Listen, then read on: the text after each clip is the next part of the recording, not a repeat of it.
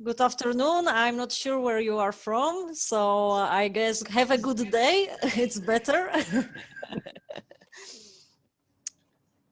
I'm Anastasia and I will be your host, but we still have some time before to start, so let's wait patiently.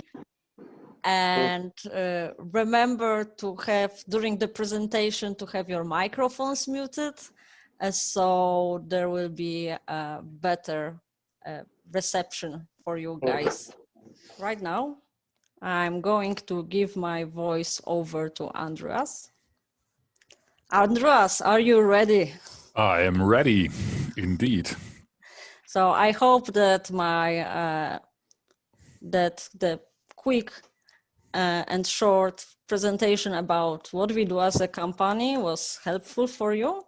And now for the main event, Andreas, I'm giving the rest to you. Your microphone is muted. So that's better now. Yes. And I would like to share my screen. I am Andreas Grabitz. Please, if you have any questions to me, just say Andy. I think it's easier for most of you than to pronounce Andreas. That's a bit complicated. I'm Andy. I'm working for Eurofins since 2005, so since roughly 16 years now. I've been involved in different functions within Eurofins, and since 2018, so around 2 years now, I'm heading the Department of Packaging Materials in Hamburg. So I'm located in the northern part of Germany. See the GCC packaging standards starting slide? Yes, we do. Okay. Another very important standard is about PET bottles. You know, PET bottles PET is the most important material for bottled waters and for bottled soft drinks. So more than 90% of all the material, of all the bottles for water and soft drinks are made from PET. And this standard 2899 from 2018 defines some fundamental requirements for the raw materials and also for the performance of such PET bottles. The one requirement is regarding the acetaldehyde. So polyethylene terephthalate bottles, they can be degraded to terephthalic acid and ethylene, and from the ethylene, acetaldehyde can be formed. So acetaldehyde is, if I think very most of you have made the experience once in your life, that if you store a bottle with water, with still water, let's say in the sunlight or in a warm surrounding, and after a day you drink the water, it has a really nasty plastic taste. And this plastic taste is derived from acetaldehyde, which is a degradation product of the ethylene in the PET backbone. So this acetaldehyde is usually present only in very small amount, but we have a limit for that, a limit derived from the toxicity of acetaldehyde. In the SASO standard, it is 4 ppm. Actually, in the EU, interestingly, it is a bit higher. We have 6 ppm in the EU. So you have a stricter limit. To be honest, this is interesting that there is a limit, but it is not really of a rather high relevance, because the acetaldehyde has a very strong odor and a very strong taste. So a water which has just a few ppb, let's say 100 or 200 ppb, far below the legal limit, has such a horrible taste and smell that nobody will consume it anymore. So in daily practice, it often has not really an issue with that, but especially the big brand owners, like water is of course Danone. Danone require that PET bottles should not release any acetaldehyde at all. So there it is necessary to add what they call an acetaldehyde scavenger. to track the acetaldehyde within the PET bottle so that it will not be released into the water. The pH of the water should stay between 6 and 8 within 24 hours. This is also an exclusive requirement from the SASO. We don't have something comparable in the EU. The dry time of a bottle should not exceed 8 hours, so it should be dried rather quickly, and this is usually also not a problem. We have an intrinsic viscosity of the PET material. We have also the overall migration limit of 60 ppm. And we have a stability requirement. So if a bottle drops down from 75 centimeter, this is usually the height of a desk, or from 1.5 for bigger containers, then if it falls down onto the ground, it must stay stable and should not be delaminated or destroyed. And in chapter 7, we have some labeling requirements for PET bottles and soft drink bottles, where it says that the name and the manufacturer or a trademark of the manufacturer should be applied onto the surface. You should give the type of plastic and the code for that. This is this triangle with a 7 in between.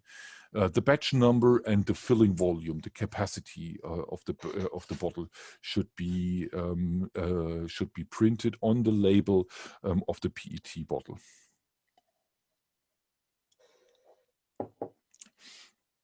Yeah, and then last but not least, we are close to the end already.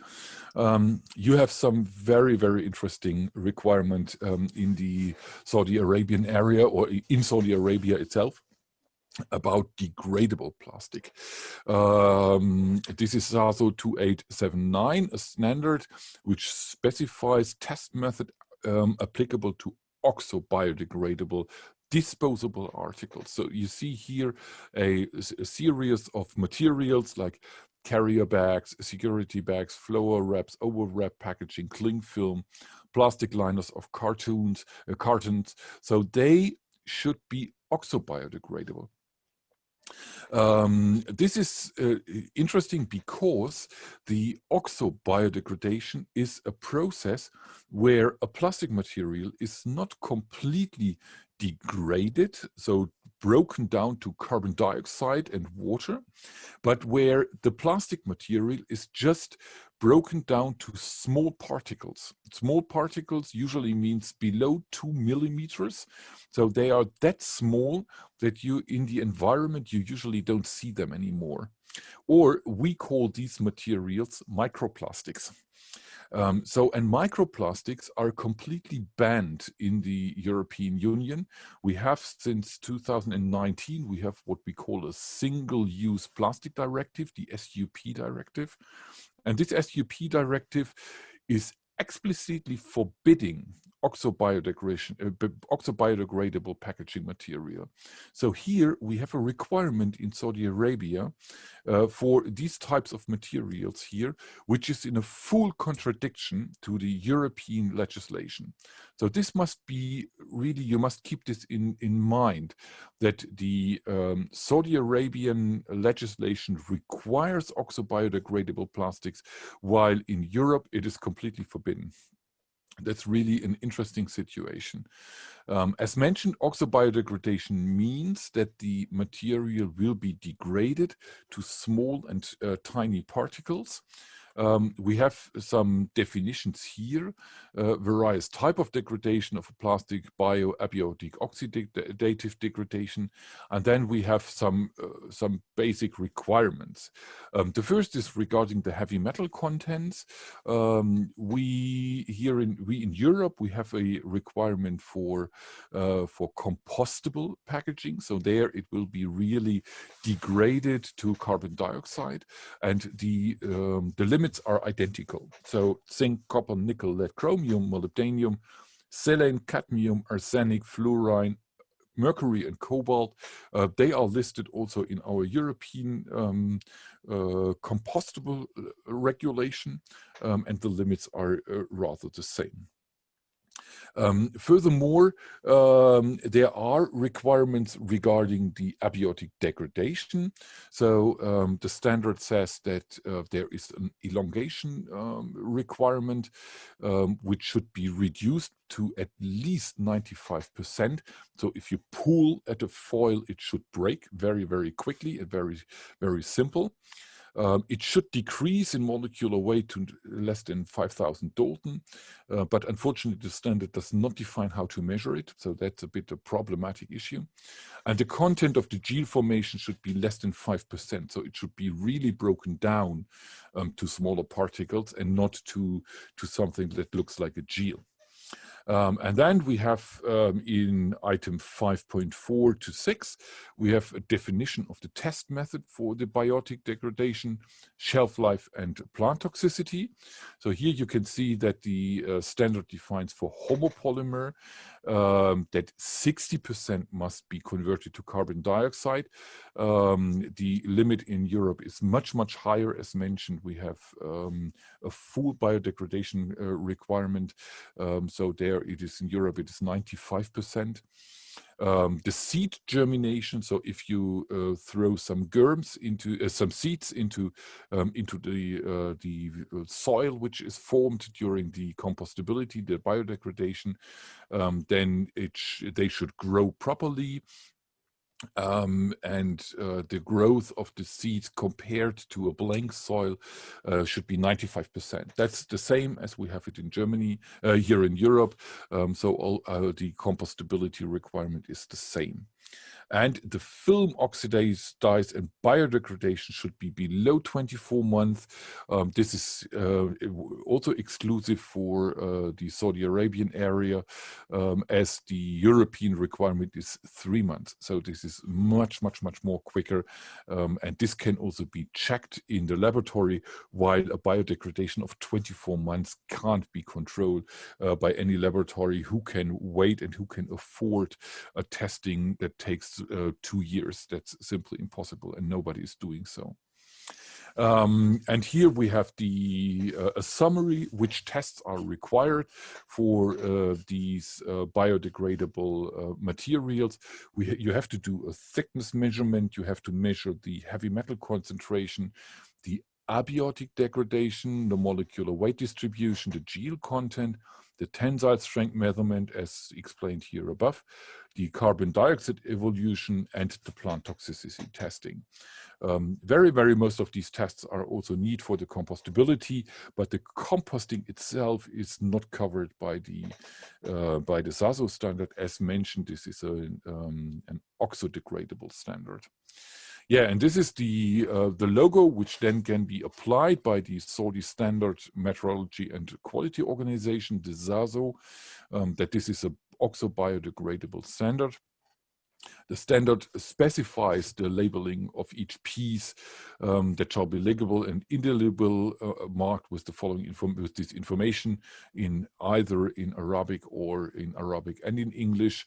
And then you should have here the type of the plastic material, the name of the manufacturer or the trademark, again, the country of the origin, the date of the production, when was this material produced, the purpose and the type of the application, the shelf life period of the packaging itself, and these oxo-biodegradable sign or logo on each piece of the product. So this should be printed on each bag which is supplied to the customer.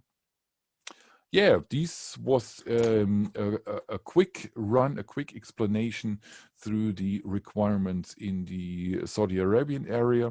As mentioned, we have very similar requirements for the plastics. We have some which are on top, like the PET bottles or like the aluminium, which are exclusively true for the Saudi area, for the Gulf area, where we don't have something like that in other countries. And we have requirements in other countries where we don't have something like that here, like we had discussed yesterday, the paper and board requirements in the in the FDA chapter. We don't have something like that in the Saudi Arabian area. Yeah, with that, I'm at the end of the presentation. We are, as mentioned already at the beginning, we are a bit upfront in time, so 15 minutes earlier than what was announced. So probably we have some questions which we now can discuss.